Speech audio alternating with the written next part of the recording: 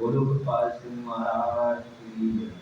सभी संतों की जय। बोलो वीरे जी महाराज की जय। स्वामी जी के लाल की। तो बताया है human body simple of God. हमारा शरीर यही हरि मंदिर है और सभी संतों ने बताया है इस बात को और परमात्मा ने खुद कहा है कि मेरा वासा इस मानव शरीर में ही है और मैं इसके अंदर ही मिलूंगा। ये परमात्मा ने भी खुद कहा है, अनुभव की बात। तो बात समझने की है, जब हमारा जो मंदिर हमारा शरीर ही है तो हम बाहर दुनिया में क्यों बने और बाहर दुनिया में वो मिलेगा कहाँ जब वो हमारे अंदर बैठा है। हम उसे बाहर ढूंढते फिरें तो नहीं मिलेगा।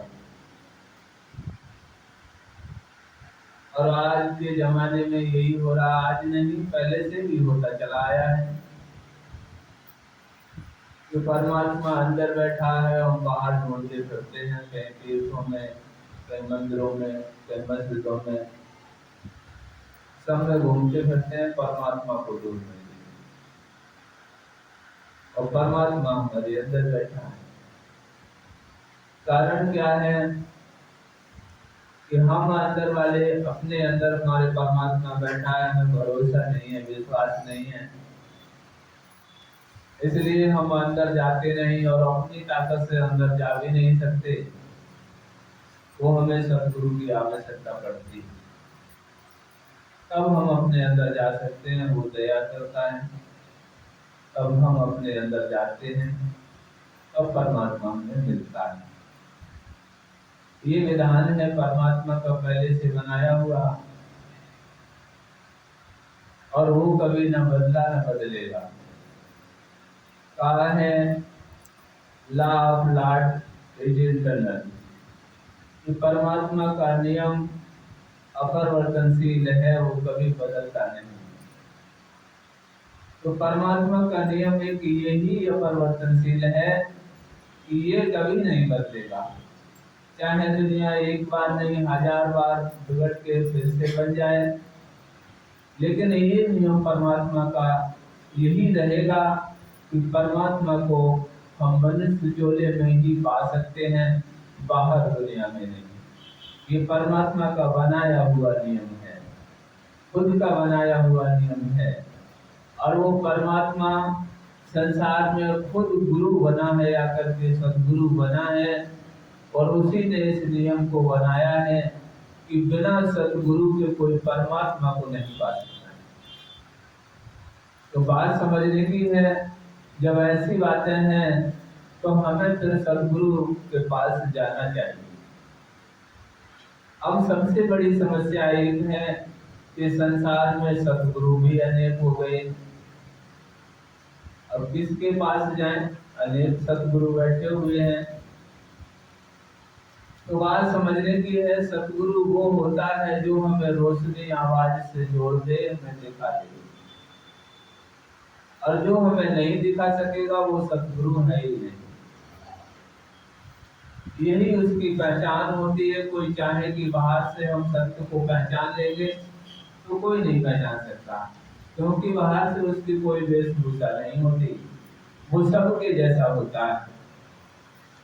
तो बात समझने की है कि अब हमारे शरीर के अंदर भाई दरवाजा बंद पड़ा है और दरवाजा की चाबी सदगुरु के पास है। तो हम जब तक सदगुरु के पास नहीं जाएंगे वो चाबी नहीं मिलेगी, वो दरवाजा नहीं खुलेगा। तो मैं आपको बता दूं कि ये बात जो है बड़ी कठिन भी है और आसान भी है।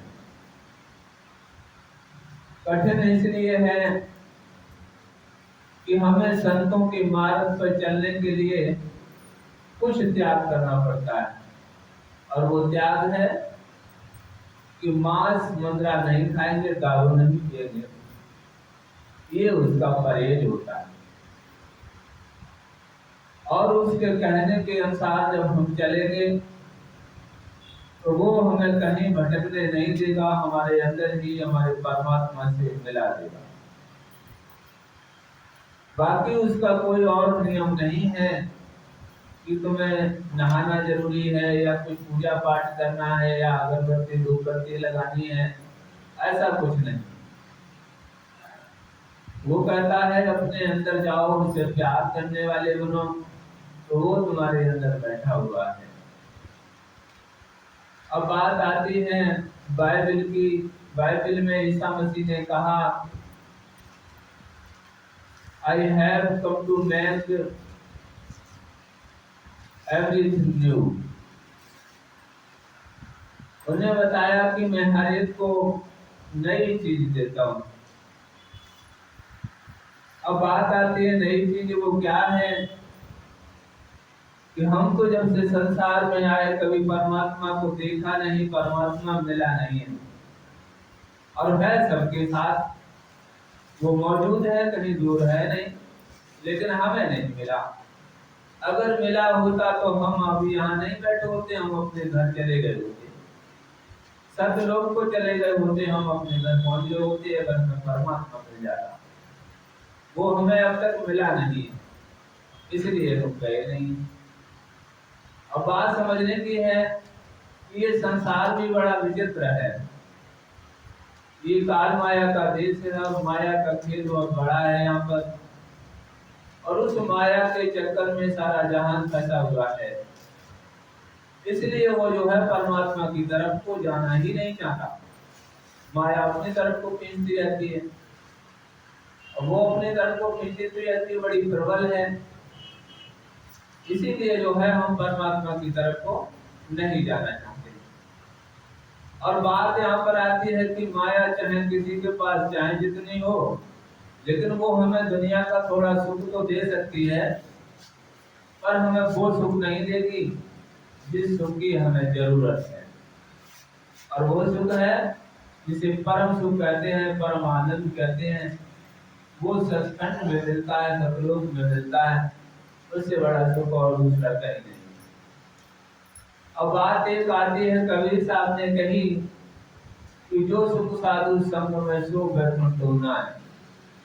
वो उन्होंने इसलिए कह दिया कि वही परमात्मा जब संसार में देह धर के आया है और उसकी संगत हमें मिल जाए तो वो सबसे बड़ा आनंद है। इसलिए है कि वो हमें जब मिल जाएगा तो हमें वो भी आनंद है कि परमात्मा हमारे सामने है। दूसरा आनंद वो रहेगा कि वो हमें अपने घर लेके चला जाएगा, हमें दुनिया में नहीं भटकने देगा। तो बात समझने की है, इसलिए कहा कि वो उसका साथ मिल जाए, उसका संग मिल जाए तो वो सबसे बड़ा सुख होता है। लेकिन वो मिलेगा ऐसी दुनिया में, जब इस दुनिया में मिलेगा, क्योंकि शरीर गर्भ धारण हम इसी दुनिया में करते हैं, वृषु लोक है, शरीर हमें यही मिलता है। और जब यही मिलता है तो शरीर मिला है तो हम कर्म भी करते हैं, दुनिया में रहकर अच्छे बुरे कर्म भी करते हैं। और कर्म जब करते हैं तो उनका भुगतान भी करना पड़ता है। अगर हमने गलत किए हैं तो हमारे ऊपर परेशानी आएगी, जैसा गलत किया है वैसा हमें भरना भुगतना पड़ेगा। अच्छा किया है तो अच्छा भरना पड़ेगा, बुरा किया है तो बुरा भरना पड़ेगा। तो इस तो बात यहाँ पर आती है कि मान लीजिए अब हमें कर्मों का बोझ हमारे ऊपर जब होता है तो परेशानी आती है, और परेशानी आती है तो उन परेशानियों के चक्कर में हम भूल जाते हैं, न परमात्मा को याद करते, किसी को याद नहीं करते। जब ज्यादा परेशानी होती है तो हम कहीं पुकारते हैं, मालिक हमने ऐसा कौन सा गलत किया, तब उसे याद करते हैं।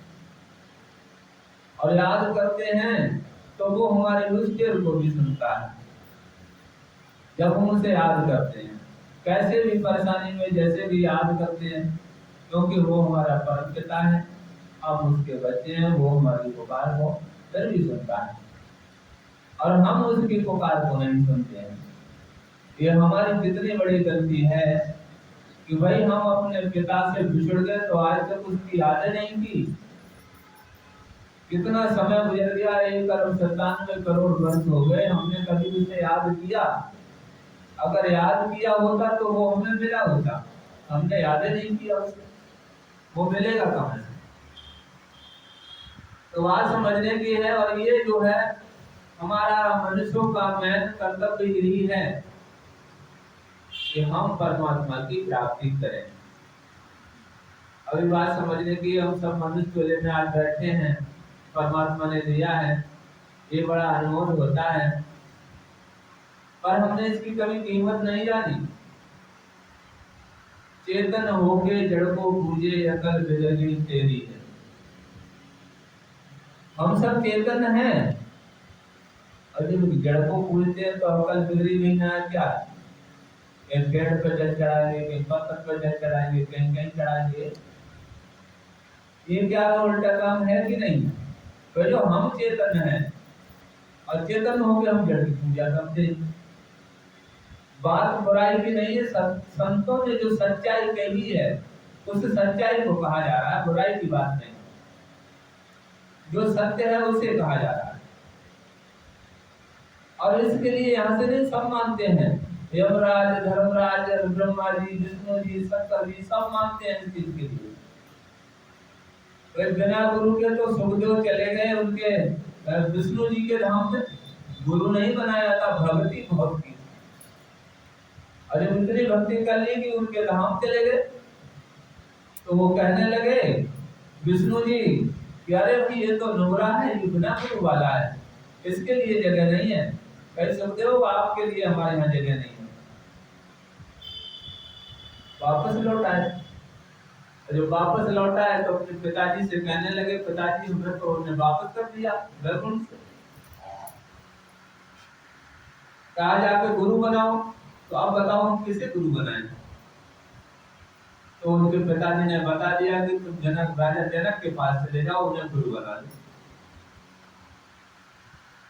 अब वो राजा जनक की बात जब आई तो उन्होंने सोचा चल तो दिए, अब उनके दिल में एक विचार आ गया, कहीं अरे वो राजा है, उसके पास प्रजा है, उसके पास रानियां हैं, तो वो राजा वो संत कैसे हो सकता है? ये बात उनके अंदर पैदा हो गई, वो वापस लौट आए रास्ते से। अब दूसरे दिन को वो फिर चले तो वही बात फिर खड़ी हो गई उनके बीच में, वो फिर वापस लौट आए रास्ते से। अब तीसरा दिन जब लगा तो विष्णु भगवान ने नारद जी को भेज दिया कि नारद जी जाओ, ये अगर आज लौट गया तो इसकी सारी भक्ति नष्ट हो जाएगी, इसे बचाओ जाकर के। अब नारद जी चले आए, उन्होंने बूढ़ा सा भेष धारण किया, और वहीं से एक नाला बहता था बड़ा तेज, उसमें मिट्टी डालने लगे। दूर से लेकर आते थे, तब तक वो डालते थे, वो मिट्टी बह जाती। सुखदेव वहां जाकर खड़े हो गए, देखने लगे ये बुढ़ा क्या कर रहा है। खड़े रहे, देखते रहे, वो पूछने लगे अरे बुढ़ा क्या कर रहे हो? वो कहने लगे मैं इसे बांधना चाहता हूँ, इस पानी को बांधूंगा।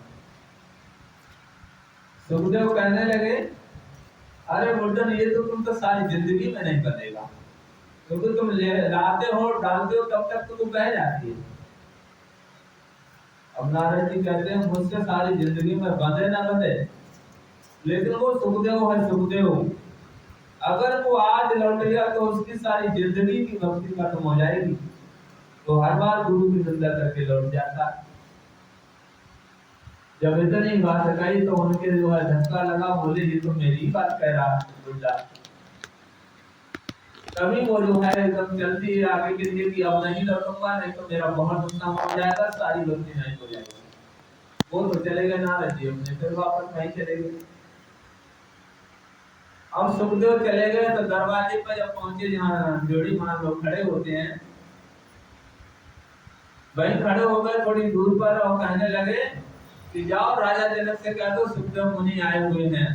बड़े गर्व से कहा, घमंड से, फिर भी अहंकार रहा उनके अंदर भक्ति का। जब भक्ति का अहंकार रहा तो धर्मान गया, धर्मान ने कह दी जाकर के वो सुखदेव मुनि आए हुए हैं, और कह रहे हैं जाओ राजा से कह दो जाकर के सुखदेव मुनि आए हुए हैं। वो तो संत थे, उनने बात जान ली उनकी, तो बड़ा भी घमंड में बोल रहा है। उनने राजा जनक ने कह दिया कि उससे कह दो वो वहीं खड़ा रहे। वहां पर घोड़ों की नींद पड़ती थी, नींद पड़ती थी। अब वो क्या हुआ कि खड़े होने पर तो वो वहीं खड़े रहे। 3 दिन हो गए। तीसरे दिन राजा ने पूछा कि अरे भाई वो सुखदेव आया था, वो कहाँ गया? दरबान कहने लगे महाराज वो भी वहीं खड़ा है जहां आपने बता दिया। तो अच्छा कही तो वो नींद में जम चुका है, बहुत जम गया है। तो भाई अरे उसे निकालो, फटाफट जल्दी निकालो। अब निकाल के कहीं नहलाओ धुलाओ, उसे सही करो। नहला धुला के उन्हें साफ किया। राजा जनक ने अपने पास बिठा दिया। अब उनने योग माया फैलाई। जब योग माया फैलाई तो शहरपनाह में आग लग गई। आग लग गई। जब दरबान भागकर आया, कहने लगा महाराज शहरपनाह में आग लग गई। राजा कह रहा है लग जाने दो। थोड़ी देर के बाद वो फिर भाग के आया, कहने लगा महाराज महल के पास आ चुकी है, तो कहीं आ जाने दो। अब थोड़ी देर के बाद वो फिर भाग के आया, कहने लगा महाराज आग महल में आ गई। और जब कही कि महल में आ गई तो सुखदेव उठ के भाग खड़े हुए और राजा जनक ने फट से हाथ पकड़ लिया।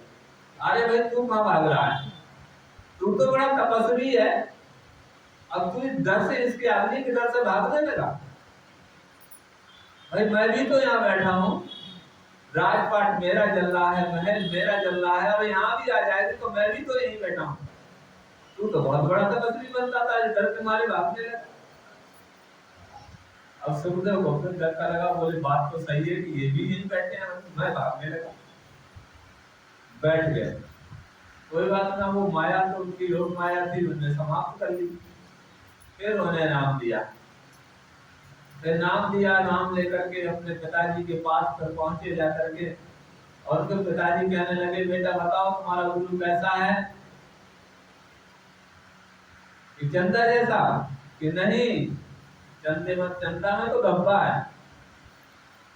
तो क्या फिर सूर्य जैसा? कि नहीं, सूर्य में तो बहुत आग है। तो फिर कैसा है? भाई मेरे गुरु जैसा कोई नहीं। ये बात हमने कही। तो बात समझने की है, क्योंकि राजा जनक मूर्ख संत थे, उन्हें विलेय कहा जाता था। तो बात जो आती है गुरु की, तो इस चीज को सबने माना है।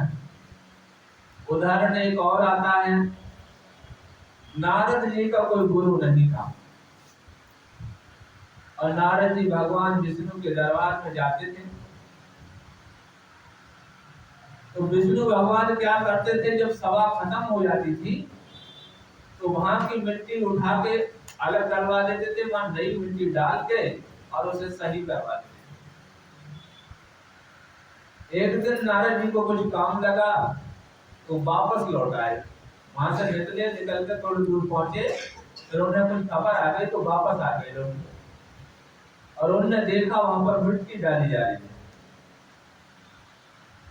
नारद जी कहने लगे महाराज आप मेरा सम्मान भी बहुत करते हैं, मानते भी हैं, लेकिन ये जहाँ यहाँ पर तो मैं बैठा था, यहाँ की मिट्टी आपने उठवा कर यहाँ पर नई मिट्टी ऐसा क्यों कर रहे हैं? ये तो बड़ा मेरा अपमान कर रहे हैं कि मेरी मिट्टी हटाकर यहाँ से दूसरी जगह डलवा रहे हैं बाहर, और नई मिट्टी डलवा यहाँ पर डलवाई जा रही है, ऐसा क्या है? तो विष्णु भगवान कहने लगे नारद तुम्हारा गुरु नहीं है, तुम निगुरा हो, और निगुरा होने के कारण इतना दोष होता है कि वो जहाँ बैठा वो मिट्टी खराब हो जाती है। ये विष्णु भगवान ने कही थी नारद जी। तो फिर महाराज तो फिर क्या करें, हम आपको ही गुरु बना लेते हैं। तो विष्णु भगवान कहने लगे कि भाई मैं गुरु तुम्हारा नहीं बन सकता। तो फिर क्या करें, आप बताओ किसे गुरु बनाए? तो उन्होंने कहा जाओ सुबह सुबह तुम्हें जो मिल जाए उसी को गुरु बना लेना। अब सुबह सुबह जब दूसरा दिन लगा, सुबह सुबह बोलने के लिए घर से, तो सुबह सुबह एक मछुआरा मिला। मछुआरा मिला तो वो कहने लगे, वो सर में हाथ मारा और कहने लगे मिला गुरु कैसा मिला? मिला तो मछुआरा, मछली मारने वाला। बताओ मैं इतना बड़ा ज्ञानी हूँ, ब्राह्मण हूँ और मेरे लिए गुरु कैसा है। उनके अंदर वो भेदभाव बस गया, गुरु तो बना ली। अब जाकर के फिर वो विष्णु भगवान के पास पहुंचे तो विष्णु भगवान पूछने लगे, नारद बताओ गुरु मिल गया? तो कही हाँ महाराज गुरु तो मिला, लेकिन उन्होंने जब लेटिन लगाई कहीं लेटिन कैसी? भाई गुरु के बीच में लेटिन कैसी? क्या मतलब? भाई मतलब बताओ इसका। वो कहने लगे महाराज गुरु तो मिला लेकिन मछुआरा मिला, मछली मार लेना। तो यार नारद तुमने गुरु की निंदा कर दी, अब तो तुम्हें 84 लाख पुण्य भुगतनी ही पड़ेगी, अब इससे कोई बचाने वाला नहीं। तो कोई महाराज अब क्या करें? अब इसका कोई उपाय बताओ, हम करें ना 84 लाख भुगतने पड़ेंगे तो बहुत काम खराब हो गया। तो उन्होंने कहा तुम उसी गुरु के पास जाओ, वही बताएगा इसका जतन। तो नारद जी फिर से उन्हीं के पास पहुंचे और पैरों में गिर पड़े, विनती की कि महाराज हमें माफ कर दो, हमसे बहुत बड़ी गलती हुई है और हमारे लिए तो 84 लाख मतलब भुगतना पड़ेगा, अब हम क्या करें, इसका जतन बता दो। तो उन्होंने कहा कि जाओ तुम विष्णु भगवान के पास चले जाओ और वही बनाते हैं, उनसे कह देना जितनी 84 लाख होनियां सब बना दे, और जो बना के तैयार कर दें कि हाँ सब बन गई, तो उसमें तुम लौट जाना कि मैंने ये सब बन गई। तो फिर ठीक है। अब आके विष्णु भगवान के पास फिर आए, उन्होंने कहा महाराज ये 84 लाख होनियां कैसी होती है, जरा हमें बना के दिखा दो। वो बनाने लगे, जब 84 लाख होनियां बन गई उन्हें खट से दौड़ मार दी सब गाड़ कि हमने जो बल्ली सब बन गई। नारद ये तो तुमने बड़ा ऊंचा काम कर दिया भाई, बताओ ये कैसे हुआ? तो कहीं कि ये मेरे गुरु ने बताया, कहीं ये विधान मेरे गुरु ने बताया। ठीक है जाओ तुम्हारी 84 लाख करेंगे। तो बात यहाँ पर आती है कि भाई जो सभी मानते हैं इस चीज के लिए, सबने माना है, तो फिर हम कौन है हम लोग? लेकिन संसार में हम देखते हैं अरे गुरु करता क्या है, अरे कोई मंत्र कह दे कोई आप कुछ बता दे उड़ा करके तो बस तो हमारा और क्या करता है। लेकिन ऐसा नहीं, गुरु बहुत कुछ करता है। और गुरु की बात जहाँ आती है, अगर पूर्ण सदगुरु वैसा संत जब मिल जाता है तो कहा है गड़ी आती मैं पुण्याद और तुलसी संगत साधकी हरे कोट अपराध। ये ऐसे साधु की संगत मिल जाए जिसे परमात्मा से मिला हो, तो वो हमारे जन्मों जन्मांतर के पापों को काट देगा और हमें पापों से छुटकारा करके और हमारा बेड़ा पार कर देगा। तो बात समझने की है, इस चीज को सभी ने माना है और इसकी मान्यता सब में है, तो हमें भी गति करना चाहिए कि हमें गुरु बनाकर अपनी रास्ता वो चलना चाहिए। बिना गुरु के कुछ नहीं बना, आज तक बड़ी भक्तियां करते रहे लेकिन बिना गुरु के किसी को कुछ नहीं मिला। मिलता है, मैं आपको बता दूं, ये भी कह दिया है, ये भी कहा है कि गुरु बिन भवन करे न कोई, चाहे निरंच शंकर सम होई। कि बिना गुरु के भवसागर से पार नहीं हो सकते। रिद्धियां सिद्धियां मिल जाएंगी, ताकत मिल जाएगी आपको, लेकिन भवसागर से पार नहीं हो सकते बिना गुरु के। तो बात समझने की है, जब वो काम हमारा मेन काम तो यही है कि हमें भवसागर से पार होना है, झंझट से छूटना है। रिद्धियां सिद्धियां तो जो है नरक का द्वार होता है, वो नरक का द्वार होता है। रिद्धियां सिद्धियां हमें नरकों की तरफ ले जाती हैं, क्योंकि अब जो रिद्धि सिद्धि हमारे पास आ गई तो हम वैसा काम करने लगेंगे, और जब वैसा काम करने लगेंगे उस तरीके का, तो हम खुद ही नरकों की तरफ हो जाना शुरू हो जाएंगे, क्योंकि वो हमारा कल्याण नहीं करेंगे। तो बात समझने की है, आज हमें मनुष्य चोला मिला है और इस मनुष्य चोले में बैठे हैं, बड़ा अनमोल है, इसको हम व्यर्था न खोएं, इसे अपने काम में लाएं। और काम में लाना यही है कि दुनिया का काम करते हुए और जो है परमात्मा की भक्ति कर लें। तो एक शब्द आता है, उसमें हम आपको बताते हैं।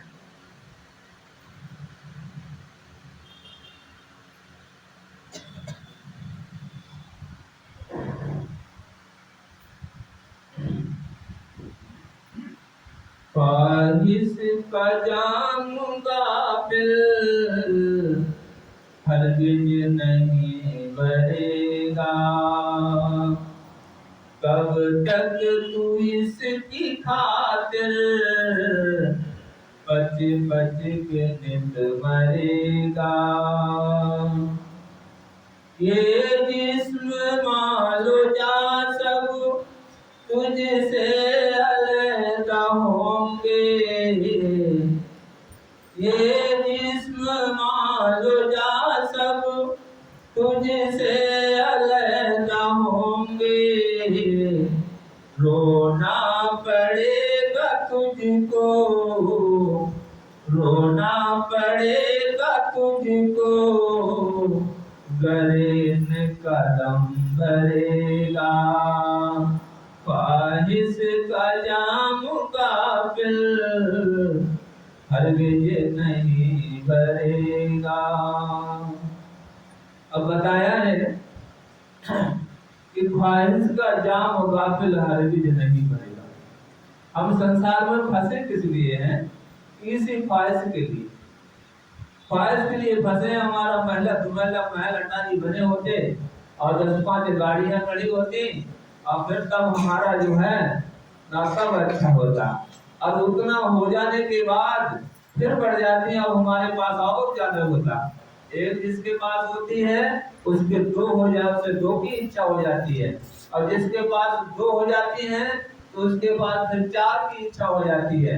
इस तरीके से हवस हमारी बढ़ती चली जाती है, वो घटती नहीं, और उसी हवस में हम उलझते चले जाते हैं, उसी जाल में फंसते चले जाते हैं। तो बात समझने की हवस के ऊपर एक उदाहरण आता है कि एक राजा था तो वो जो है सारी प्रजा से कर लेता था, सबसे कर लेता था। उसने देखा मेरे राज्य में समुद्र में बहता है और मैंने समुद्र से कभी कर नहीं लिया। तो वो समुद्र सारी फौज सजा के और समुद्र पे पहुंच गया। जब समुद्र पे पहुंच गया तो उसने तोपेदान ने समुद्र की तरफ। समुद्र कहने लगा ये तो बड़ा नुकसान कर देगा, हमारे अंदर जीव जंतु वो भी मरेंगे। समुद्र आ गया, कहने लगा भाई हाँ भाई बताओ क्या, कैसे तुमने ये सब सोचा? राजा कहता है मैं सबसे कर लेता हूँ, तुम मेरे क्षेत्र में बसते हो, तुमने करा आज तक नहीं दिया, हमें तुमसे कर चाहिए। समुद्र ने हिलोर मारे, मेरे हीरा मोती जवाहरात सब निकाल के फेंक दिए कि ले जाओ भर लो सब। अब भरता रहा, सारे भर लिए। तो फिर जो है फिर रह गए कुछ भरने से, जो भरने से रह गए तो फिर अब क्या करें? ये कैसे करके आप इसी किस्म ले जाएंगे? तो फिर समुद्र पे को कैसे सीधी कर दी। समुद्र पे आए गए, बोले अब क्या बात है? तो कल ये छूटे जा रहे हैं जब भरने के लिए, तो किसमें लेके जाए? समुद्र ने क्या करा, एक खोपड़ी दे दी। खोपड़ी दे दी, अब उसमें भरा तो खोपड़ी देगी खाली। जब खाली रह गई तो राजा ने फिर अपनी तोपे सीधी कर दी। जब फिर तोपे सीधी कर दी तो वो समुद्र फिर आए गए निकल। बोले अब क्या बात है भाई? कहीं ये भरी नहीं गई, इसे भरो। तो समुद्र ने कही कि ये हवस की खोपड़ी है, ये कभी नहीं भरेगी। तो ये आज जो है हम सबकी जो है एक हवस की खोपड़ी होती है जो कभी भरती नहीं। तो इसी से बात को कहा जा रहा है कि ख्वाहिश का जाम गाफिल हरगिज नहीं भरेगा, ये कभी नहीं भरेगा।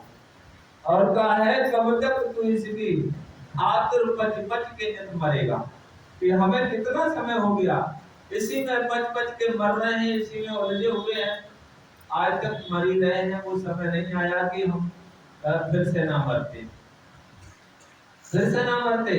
और जब हमें जन्म होगा तो मरेंगे, ये तो निश्चित है। इसलिए वो काम कर लो कि हमारा जन्म ना हो तो हमारे भी। और वो काम है परमात्मा की भक्ति। जब सदगुरु मिल जाएगा और उसके कहने पे चल जाओ, और वो कहना उसका क्या होता है कि भाई तुम मुझसे जुड़े रहो। स्वामी जी ने क्या कहा था कि तुम सब लोग अगर मुझसे जुड़े रहोगे तो सबको एक ही जन्म में पार कर दूंगा, दूसरा जन्म नहीं लेना पड़ेगा, अगर मेरी बात को मानकर लगे रहोगे। ये बात कही थी और ये साची बात है। तो सदगुरु होता है वो गारंटी से कह देता है कि वो एक ही जन्म में पार कर देगा, लेकिन हम जीवों की गलती होती है, हम उसकी बात मानते नहीं है, और जब नहीं मानेंगे तो धक्के खाने पड़ेंगे। अगर हमने अपने गुरु की बात नहीं मानी तो हमारा कल्याण कैसे होगा? हमें फिर से जन्म लेना पड़ेगा, क्योंकि वो भक्ति हो ही नहीं पाएगी हम, क्योंकि हमने उसका कहना नहीं माना। तो बात समझने की है कि हमें उसका कहना मानना है, उसके कहने पे चलेंगे तो एक ही जन्म में हमारा इस दुनिया से छुटकारा हो जाएगा, दोबारा हमें अंतर नहीं आना पड़ेगा। आगे बताया कहा है ये जिस्म मालो जा सब तुमसे अलग होंगे। एक दिन वो समय आएगा, चाहे कितनी माला बना लो, बॉडी बना लो, कितना शरीर को सजा लो, एक दिन समय आएगा ये शरीर भी छूट जाएगा और सारी चीजें यही रह जाएगी, समाप्त हो जाएगा काम है, सब तुझसे अलग होंगे। उस दिन जब मरने का समय होगा तो हम रोएंगे कि हम बड़ा ये क्या हुआ, मेरी जय कोठी, मेरा बाप कोठी, मेरा ये सब कुछ यही रह जा रहा है। रोना पड़ेगा कि मेरा सब कुछ यही रह जा रहा है, वो इसी के लिए रोता है। और उसी में फंसकर वो जो प्राण छोड़ता है, तो कहते हैं जो माया में फंसा जी प्राण छोड़ता है तो उसे छिपकली का जन्म मिलता है। और छिपकली का जन्म मिलता है कि भाई महिला तो महिला पर चिपटे रहो, मुझे देखते रहो, ये महिला तो महिला किस काम की। तो बात समझने की है, इसलिए कहा गया है कि रो रो के रोना पड़ेगा तुझको, गरीस का दम भरेगा। इस दौलत का दम भरेगा तो कोई नहीं मिल पाया, सबको रोना पड़ा, इससे कुछ काम बना नहीं, हमारा जो खास काम बनना था वो नहीं बना। आगे बताया है गर मन फंसा रहेगा झंझटों में इस जहां के, गर मन फंसा रहेगा झंझटों में इस जहां के, और आकबत की खातिर, और आकबत की खातिर तो शान कुछ धरेगा, ख्वाहिश का जाम गाफिल हरगिज नहीं भरेगा। तो कहा है गर मन फंसा रहेगा झगड़ों में इस जहां के, कि हमारा मन जो है इस जहां के झंझटों में फंसा रहेगा, झगड़ों में फंसा रहेगा, तो हमारा क्या बनेगा? वो इस दुनिया में फंसा रहेगा और बड़ी मुसीबतें, बड़ी परेशानियां जो हैं हमें उठानी पड़ेगी इस आत्मगत की खातिर, दुनिया की खातिर, दौलत की खातिर, और ये हमारा साथ भी देगी नहीं तो क्या बनेगा?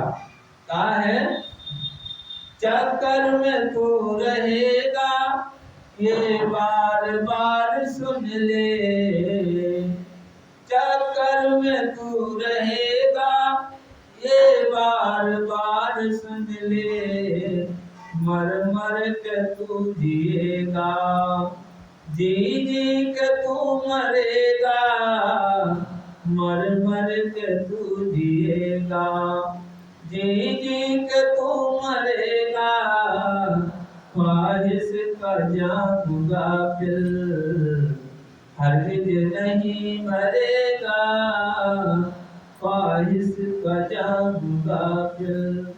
तो कहा है कि चक्कर में तू रहेगा ये बार बार सुन ले। अगर हम दुनिया के झंझटों में फंसे रहे तो ये चक्कर कभी खत्म होने वाला नहीं है, ये हमेशा से चला आया है, सारी दुनिया इसी में पिसती जा रही है, सारी दुनिया पिस रही है। तो कहा है कि मर मर के तू जिएगा, जी जी के तू मरेगा, है? उसी बात को कहा है कि हमें बार बार मरना जीना, मरना जीना, मरना जीना यही लगा रहेगा, इससे हमारा छुटकारा नहीं होगा, बड़ा दुख होता है मरने में। स्वामी जी कहते थे कि 1000 बिच्छू डंक मारे उससे ज्यादा पीड़ा होती है एक बार तुम मरने में। तो बात समझने की है, क्योंकि आपने देखा होगा जिसने कोई भक्ति नहीं की होता है, जोड़ा नहीं है, वो दुनियावी जो मरता है तो उसकी एक तो पहले ही जुबान जुबान सब बंद हो जाती है और आंखों से पानी बहते नजर आता है, क्योंकि वो रो रहा होता है। उसके सामने उसके जन्म की पूरी रील सामने कर दी जाती है कि देव तूने किया क्या क्या है। परमात्मा का कैमरा इतना बड़ा है कि इस दुनिया का कोई भी जीव उससे बाहर नहीं है। हर पल हर घड़ी हर जीव का नक्शा वो जो है फोटो खींच रहा है, पूरी वीडियो बन रही है हर जीव की हर समय। कोई सोचता हो कि हमें कोई देख नहीं रहा है गलत करने से, तो ये कोई ना सोचे, उसकी वीडियो हर समय बनती रहती है और जब वक्त आता है तो पूरी वीडियो हमारे सामने कर देता है, देव तूने क्या क्या किया है अपने जीवन में। तो उसे देखकर हम रोते हैं कि हमने कुछ अच्छा ही नहीं किया, तो वो हमें उठाकर नरकों में फेंक देता है। तो बात समझने की है, अगर हमने उसमें कुछ अच्छा किया होता है तो कहने की जगह होती है कि हाँ हमने कुछ कुछ तो किया है। तो बात समझने की है, इसलिए आगे बताया है, घर जोड़ना है दिल को बस जोड़ ले प्रभु से,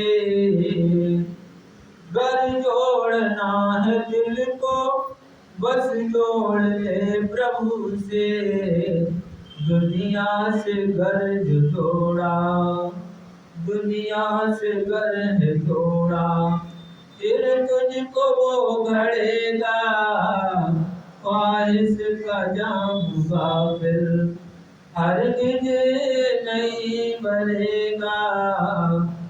तो कहा है अगर जोड़ना है दिल को तो प्रभु से जोड़ ले, अगर दिल को जोड़ना है तो परमात्मा से जोड़ लो। दुनिया से हटाकर जब परमात्मा से हम दिल जोड़ लेंगे तो हमारे दोनों काम बन जाएंगे, दुनिया का भी काम बन जाएगा और परमात्मा भी मिल जाएगा, दोनों काम बन जाएंगे। और उसी दिल को हम दुनिया से जोड़े रहे तो परमात्मा नहीं मिलेगा, दुनिया तो मिलेगी लेकिन परमात्मा नहीं मिलेगा। तो बात समझने की है, आगे बताया है कि हाथों को तू मलेगा जब जाएगा जहां से, हाथों को तू मलेगा जब जाएगा जहां से, दुनिया के घर में घर तू, दुनिया के घर में घर तू, कुछ जोड़ कर धरेगा ख्वाहिश का जाऊंगा फिर, हरगिज नहीं मरेगा। तो कहा है हाथों को तू मलेगा जब जाएगा यहाँ से, जब जाएगा यहाँ से तो कुछ हाथ में नहीं होगा, उस समय हाथों को मलेगा वैसे मैंने बड़ा गलत किया और जो है आज मेरे साथ कुछ नहीं। एक जिक्र आता है हातिम ताई का किस्सा, तो उसमें एक बात बताई गई, एक राजा था और राजा ने खूब धन इकट्ठा किया जोड़ के, लेकिन दान पुण्य कभी उसने नहीं किया, कोई सद्गुरु नहीं बनाया, कुछ नहीं किया। अब क्या हुआ, उसका वक्त आ गया, समय आ गया, राज ले गए। जब कुछ किया ही नहीं है तो वहां भी क्या मिलेगा। अब वो जो है जमराज ले गए, उन्हें भेज दिया दूध बनाकर बरगटों में और दे दिए हाड़ खाने के लिए, ले उन्हें खाओ। अब बताइए हाड़ कौन खा लेगा। अब वो चिल्लाता है, रोता है, बुरी तरीके से चिल्लाता रोता है कि मैंने आज के दिन वो काम नहीं किया जो आज के दिन काम आता। ये वो सोच रहा है और रोता है और इसी बात को कहता है। तो हातिम ताई उधर से जा रहे थे, हातिम ताई ने उस आवाज को सुना कि कौन रो रहा है। वो एक बड़े पुरुषार्थी थे हातिम ताई, वो भी एक महान पुरुष थे भाई। तो हातिम ताई ने उनकी बात को सुना था। जब सुना था तो अब बात तो वो है कि मान लीजिए जब कुछ किया ही नहीं है तो मिलेगा क्या। कहने का मतलब ये आता है कि हम कुछ करते जाएं, संसार में आए हैं तो कुछ परमात्मा की भक्ति करते जाएंगे तो हमारा काम बनेगा, नहीं तो फिर रोना चिल्लाना पड़ेगा, कुछ नहीं बनने वाला है। आगे बताया है, रहना सदा सहिंसा दुनिया में एक किनारे रहना सदा सहसा, दुनिया में एक किनारे फंस जाएगा जो इसमें, फंस जाएगा जो इसमें, दिन दुख के वो मरेगा, ख्वाहिश का जाऊंगा फिर, हरगिज़ नहीं मरेगा, कब तक तू इसकी खातिर, बच बच के नित मरेगा। तो कहा है, करे सेंसर जी का शब्द है ये, उन्होंने कहा कि अगर दुनिया में रहना तो एक किनारे रहिए, और वो किनारा कौन सा है कि हम परमात्मा के किनारे रहें, उससे जुड़कर रहें, तो हमारा दुनिया का भी सारा काम बनता रहेगा और हमारा वो परलोक का भी काम बन जाएगा। ये सबसे सरल बात हमारे जीवन की है। अगर हमने ये संसार में आकर नहीं किया तो बहुत पछताना पड़ेगा, और फिर पछताने से कुछ होगा नहीं। जब चिड़िया चुग गई खेत, फिर पछताए हो चुका जब चिड़िया चुग गई खेत। तो चिड़िया तो चुग जाएंगी, फिर बाद में पछताने से कुछ नहीं मिलेगा। इसलिए हमें पहले ही हम देख लें कि हम मनुष्य हैं और ये मानव तन बड़े मुश्किल से काम मिलता है। रामायण में बताया भी, बड़े भाग्य मानुष तन पावा, सुर दुर्लभ सदग्रंथन गावा। बड़ी साफ सी बात बताइए कि इस शरीर को पाने के लिए देवता तरसते हैं, देवता तरसते हैं शरीर को पाने के लिए, वो आज हमें मिला हुआ है। और देवता क्यों तरसते हैं, इसका भी कारण है। देवता इसलिए तरसते हैं, आज हम जीव जो दुनिया से सदगुरु के साथ लगकर भक्ति करके जब हम अपने घर जाते हैं, सदगुरु हमारे साथ होता है, और हम जब अपने धाम के लिए जाते हैं तो वो देवता देखते हैं और कहते हैं ये आत्मा धन्य है जो आज अपने सदगुरु के, अपने परमात्मा के साथ अपने घर जा रही है। हे मालिक, हमें भी एक बार मनुष्य चोला दे दे तो हम भी तेरी भक्ति करके हम भी घर पहुंच जाएं। इस बात के लिए वो पछताते हैं, इसलिए कहते हैं वो उनके लिए दुर्लभ है, फिर भी उन्हें मिलता नहीं, चाहते भी हैं फिर भी नहीं मिलता। तो बात समझने की आज हमें मौका मिला है, हमें मिला हुआ है शरीर, इस शरीर में रहकर हम परमात्मा की प्राप्ति कर लें और अपने घर जाने वाले बन जाएं, इसी में हमारी भलाई। तो ये स्वामी जी महाराज की थोड़ी सी बात थी जो आपकी सेवा में रखी गई। बोलो स्वामी जी महाराज की जय, बोलो कृपाल सिंह महाराज की जय, सभी संतों की जय, गुरुदेव जी महाराज की जय, स्वामी जी के राज की जय।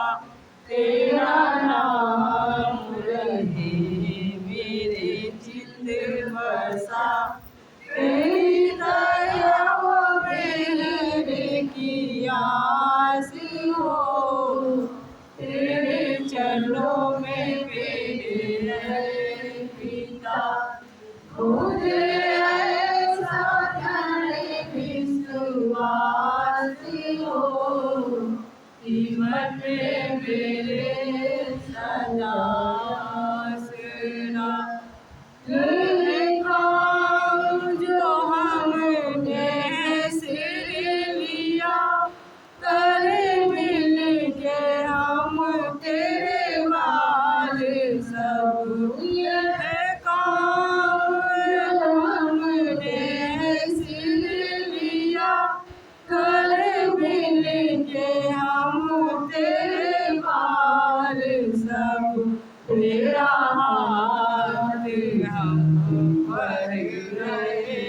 बना, तेरा हाथ सब पर रहमाना, तेरी दया हमें आस हो, तेरे चरणों में मेरे पिता, मुझे ऐसा विश्वास हो, जीवन में मेरे सदा